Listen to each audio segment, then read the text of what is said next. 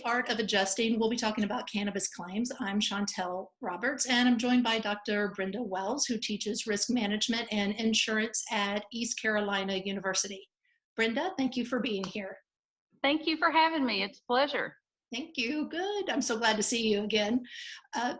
Brenda, full disclosure, we know each other from the cannabis industry, and we attend and speak at some of the same seminars and webinars. So I'm going to set you up with some hard-hitting questions to begin with.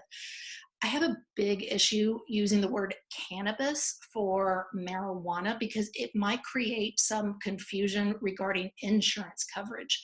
So can you talk to us a little bit about what is cannabis? Cannabis is a plant. The term cannabis comes from Cannabis sativa, Cannabis indica. Those are strains of the cannabis plant. Marijuana is the dried flower that comes off the plant.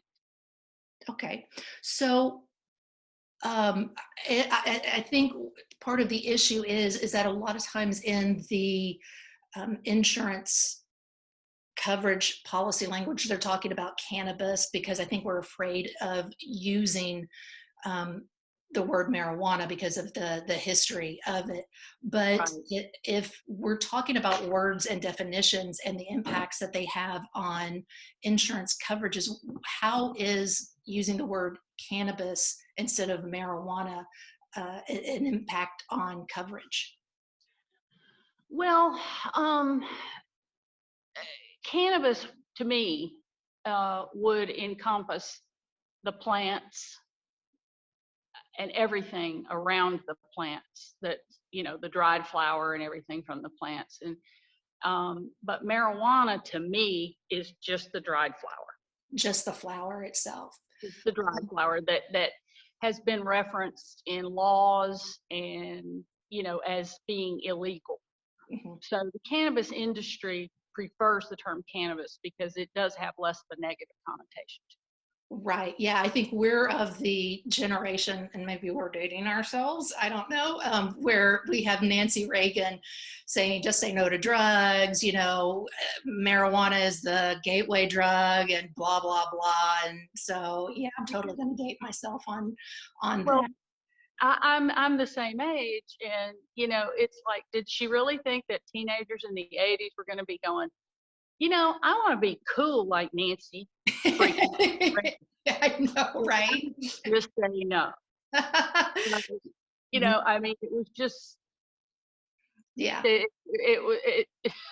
But some first ladies have had some interesting campaigns, so I'll leave it at that. Yeah. So is hemp then cannabis? No. Is there a difference? Yes. Okay. Yeah. And it really depends on, I've found, who you ask, how they define it. But fundamentally, to me, hemp is cannabis that has less than 0.03% THC, tetrahydrocannabinol, which is what gets you high. That's the fun stuff. Yeah, that's the good part. Yeah. If you like cannabis, that's the good part. Mm-hmm. And in cannabis, marijuana, you have to have a level of THC to get you high. Well, hemp has less than 0.3% of THC in it, so it will not get you high. Okay. And plus the fact we can use hemp for, almost everything. Like regrowing organs and, paper and clothing and, I don't know, it's going to be like space missions to Mars kind of deal. It's just like it can do anything. It's there like are thousands of uses for it. Yeah. In particular, nutritionally. Yes, I've heard about that. The seeds in the hemp plant are more nutritious than soy, and the seeds can be used to make non-toxic diesel fuel. Now, why you need non-toxic diesel fuel, I don't know, but it can do a lot of things. Well, you mentioned that, and like I said, you and I are always at the same seminars and webinars and everything. And I started thinking about this when I heard you talk about the non-toxic. Just to get off topic real quick, the non-toxic fuel. because I know when I handled auto physical damage claims, we would often have, when a truck overturned on the freeway, diesel spills. And we had, because I worked for Lloyd's, a complete absolute pollution exclusion. So cleaning up the diesel spill, I can't even speak, spill, would be excluded automatically. But if it's non-toxic, then would it be a pollutant? I would probably say no. I mean, I don't know, but I would probably argue that we're not talking about a pollutant. So that could be something that's really good for the automobile slash semi-tractor trailer rig industry. But that's completely off topic. But No, just I agree with you. uh, I agree with you. I think that could be a benefit to non-toxic. I always say, why do you need non-toxic diesel fuel in my flippant way? right, right, Um, right. but I'm thinking about people drinking it. You know, why would you need to be able to drink diesel fuel? But the pollution issue is a real one. Well, we probably I just released a vlog in case if you want to go see it, because we're shooting these for our watching audience. We're shooting these ahead of time. And so I just released one with the corporate attorney for the Roman god Cupid, who talks about product liability of true love. So yeah, we kind of have to have that disclaimer: do not drink either toxic or non-toxic diesel fuel, because that's just the insurance world that we live in now, unfortunately. You, um, you have to tell people sometimes not to be stupid. yeah, I know, I don't understand why, but there you go. So you kind of alluded to this already, but is cannabis and marijuana legal? And I think you would say the marijuana part of it would not be. Hemp and I'm drawing a blank on the year. I believe it's 2018. Hemp was made legal Yeah, I think so. I think you're right. in the U.S. Let me put it another way. It was taken off the controlled substances list. Up to that point, it was a Schedule One substance, meaning you couldn't possess it, you couldn't research on it, you couldn't consume it, Mhm. you couldn't do anything with it. Why hemp was on there is an interesting speculation, and it goes back to the 1930s and before, when big business, paper and timber and textiles, those people had a lot of money and a lot of influence, and they were very well connected to government. And so I personally, and it's based on pieced together evidence. So, if there's a historian out there who says I'm wrong, I'll defer to them. But it seems like a lot of the illegality of hemp came from worries about commercial competition for, paper and timber, and nylon had just been invented, and DuPont family didn't want nylon uh, to have a competitor, and hemp makes very nice fabric. Right, and I think you're right. At least that's what I've heard. And I do apologize. I am fighting off our CMR Consulting's office manager, Simon. You probably haven't met him, but I'm fighting him off. Being in the Zoom, he always wants to be in the Zoom meetings, and he's not necessarily welcome at that time. But that's actually what I've heard too. And I've heard that's one of the reasons why pharmaceutical companies don't want marijuana to be, they're fighting, the pharmaceutical lobby is fighting the legalization of marijuana, because there have been now a lot of studies, even in states where it's allegedly legal. We won't get into the whole legality of the federal versus state issues, but that opiate addictions in those states have gone down. Mm-hmm. So, yeah. Cannabis is still completely illegal. Mm. Schedule One substance. It's controversial. About poll after poll shows that about 70% of America wants it legal. 30% does not. And when you can get that kind of a majority on an issue, you would think that people would react. But and I won't say what industry he is in, but I have a friend who is a lobbyist for a very prominent lobbying group, or trade group, I mean. And he told me that it is definitely pharmaceuticals, it is definitely alcohol. And then I have also heard speculation that private prisons are putting their money behind it too to keep it illegal. Because if cannabis becomes legal, they're going to have to let a lot of people out, and they get paid by the body Yeah. in incarcerated. So Yeah. those are three main groups right in there that I can see. I fully believe are lobbying against it. And what my friend also told me is that the cannabis industry hasn't gotten its lobbying act together. Mm. We have several groups, as you know, several trade groups that lobby in DC. But he said, like, if I understood him correctly, he said the pharmaceutical industry, all their lobbyists work together. They're all together.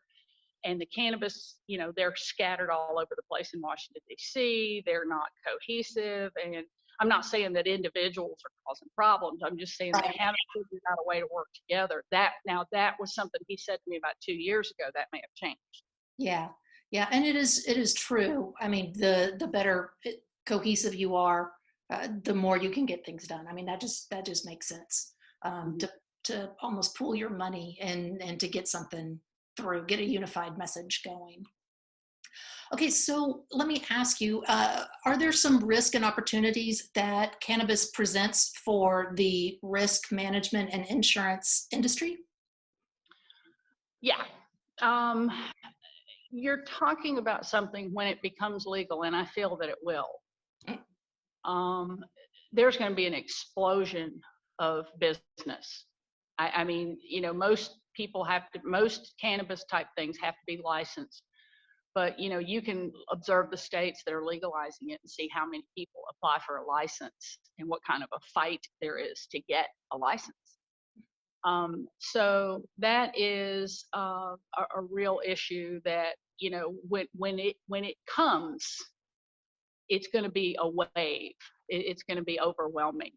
Also, we don't have a handle on the risk because it's so illegal still federally that most admitted insurers won't touch it. Most excess and surplus lines carriers won't touch it. Some will, but everybody's afraid of it.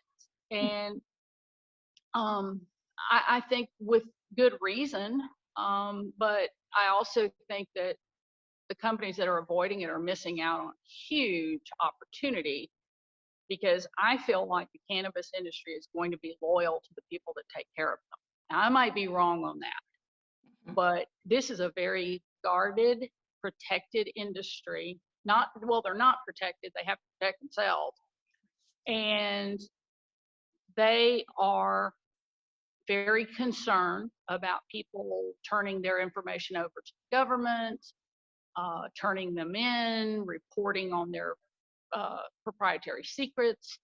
And they've had to be, because of the illegality, because you got to realize every day they go to work, they risk their personal freedom. The DEA can come marching in there and haul them all out and arrest them, even though their state said it was fine. So I feel like the first movers in this space will probably be the ones that get the most out of it and get some market share. Yeah. But as an industry also, we don't have a handle on how to underwrite it. We don't have a handle on what the claims are going to look like. And sooner or later, there's going to be a big, nasty, ugly claim. Yes. That there hasn't been yet, but there's going to be a big one. And it's going to go to court, and it's going to be a landmark case, but we haven't gotten there yet. Yes, and be sure to use me as an expert witness. No, I'm just kidding. It's interesting that you talk about that because, I have handled medicinal marijuana claims back when Lloyd's was an underwriter in the cannabis sphere. And I often talk about an example of how adjusters need to change the way that they're handling claims when they are dealing with a marijuana distributor or marijuana industry person or whatever. In this particular case, the product had gotten stolen, and I often joke that marijuana gets stolen a lot, and I'm not really sure why, but it just does. Anyway, this particular case, it happened to get stolen, and as an adjuster, I'm trying to prove that the insured had this product so I can pay him for it, because that's what the policy says. I don't care if it's legal or not. I just need to pay him if that's what the policy says. And I know that there was a theft, but I have to prove that he had this amount. And the insured kept not giving me receipts. And finally I said, look, I'm just going to close your claim because you're not giving me receipts. Well, finally he gave me receipts, but they were in sequential order. They were all written with the same pen and the same handwriting. Oh, And change pens. You got to at least change pens. I know, right? I mean, that's like, faking claims 101. I mean, come on. I mean, if this blog does nothing else, it will give you some fraud tips too. I mean, and so was saying, and the names were like John and Mark and Bubba, with no addresses, no phone numbers, no nothing. And I said, look, I'm going to have to turn, now that you've gotten this to me, I'm now going to have to turn you over to the special investigation unit, the fraud unit, because it's clear that you're making this crap up. And he finally got me to stop and listen to him. And this is exactly to your point, when he said, I can't give you this information because if I tell you who my sellers are, you could get raided by the government and they could find out who my sellers are. And as ludicrous as that sounds to me, like, why would they come to Little Rock, Arkansas and raid a claims department to get this one guy's information? It's exactly what you were talking about. That's how insular they are. That's how protective they are of all of their people. And it really kind of impressed me, and it made me sit back and think, oh, this is something that adjusters need to know about when they're handling marijuana claims, because you've got to protect that. So you need to go around and figure out a different way to get from point A to point Z. So I know that they had it, so if I can't get that receipt, how am I going to prove it to the underwriters and an auditor so that I can pay it? Anyway, that's my little war story. But you're absolutely right. Basically just to support you. Is there anything else that you would like anyone to know about insurance and cannabis? I'm sorry, you cut out. I only heard the last part of the sentence. Oh, I'm sorry. Is there anything else that you would like people to know about insurance and cannabis? I would say to our industry, to the insurance industry, do your very best with this industry, because as an industry, we have not done a very good job of marketing ourselves and making the public realize the value in what we do. And there's a case, Green Earth Wellness case, that you're probably familiar with. And basically the insurance company covered a marijuana facility and then said, we don't have to pay the claim because marijuana is illegal at the federal level. Don't do that crap. Don't do that. Let me interrupt real quick. That's bad faith, guys. And that's what I'm trying to prevent you from doing, so that you don't have to hire me. Go ahead, Dr. Wells. Right. I totally agree with you. Get back up on your soapbox. I'm on my soapbox for sure.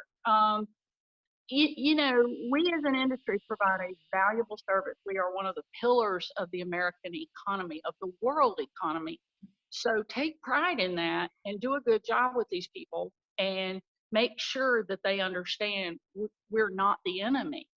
Don't be the enemy, okay? If you agree to cover these things, then pay for them. Even if and if you're on a third party claim, I worked a third party claim last year. And basically the insured did some work on a building and it contaminated a marijuana crop. Mm. And the company is a very reputable company and they paid. They didn't try to get out of paying, and they asked me to value the crop. Mm-hmm. And when I came up with my value. Then the guy had all these receipts and he sent them in, and I adjusted my value and they paid it. I mean, that's what you're supposed to do. And I like the way you put it. You said when you were with Lloyd's that you were trying to find a way to pay this person. That's what a claims adjuster is supposed to do. Absolutely. You are preaching to the choir, Brenda, because my former boss has always said that the claims department is the promise keepers. Yeah. The policy is the promise. The underwriters and the agents are the ones that sell the promise. But the claims department, that's the promise keepers. We're there to keep the promise. And that's what we actually should do. I totally agree. We're about to have a rah session. Woo! Because I actually just again, as a side note, and this is why I love talking to my friends on the vlog, because we agree with so many things. This is what I love about insurance, and this is why I think claims are so much fun, because you really get to help someone who is in trouble. And that's what I like about insurance the best of all. So you are actually, like I said, a professor of insurance and risk management. So what would you say to maybe some high school students who are trying to decide on a major, or maybe even that incoming college freshman who's trying to decide on a major? Why should they pick a insurance/risk management major? Well, I've been doing this now. I finished my doctorate in 1992. So I have been a full-time educator for 29 years. I have seen very few students get fired or laid off during a recession. The students that I stay in touch with are all making good money as long as they've done their part. You always get the one that it's not their fault, but I love them anyway. They're still my babies. But seriously, this is a wonderful industry. And it doesn't sound sexy, and you don't see it. But, when you see your parents doing stuff with money, they're going to the bank and you see the money and you see what they're doing. Well, you don't see the insurance. All you do is you hear your parents complaining and bitching about the price of the insurance. Well, somebody's on the other end of that transaction, and that's us. And we are the promise keepers. We are, we make the promise and we keep the promise. And it's a wonderful way to help people. And the job security is there because I can show you graphs of unemployment in different industry sectors. And in the 2008 meltdown, a lot of companies went down and sales went down. And specifically in the insurance industry, I am referring to the property casualty side of the industry. That is where the stability is. Yeah. The life and health side has its benefits, but when the economy goes bad, their sales go way down. When you have to decide between paying rent and buying food and paying for your life insurance, you're going to choose the food over it. Absolutely. But it's a great industry. It is. I absolutely agree. Now, I know that you're busy, so I'm not going to keep you any longer. Is there something that you would like to plug, though, before you go? Any speaking engagements or anything like that that'll be coming up past April and May? No. All right then. All right. Great. Everything has just stopped. Yeah, I know. And I've done so many of these webinars. I know some people are tired of hearing me talk, and I do have something in November, maybe, but for the most part. But I do have a website if you would like to join me there. It's Risk Ed Strategies, Risk Education Strategies, but I abbreviated education with ED. So it's riskedstrategies.com. Great. And I am available for marijuana talks, and I also have helped with some claims. I stopped doing children's parties. They just don't appreciate me there. I don't know why.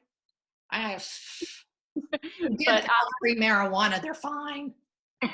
You make those brownies, they're good. They're good.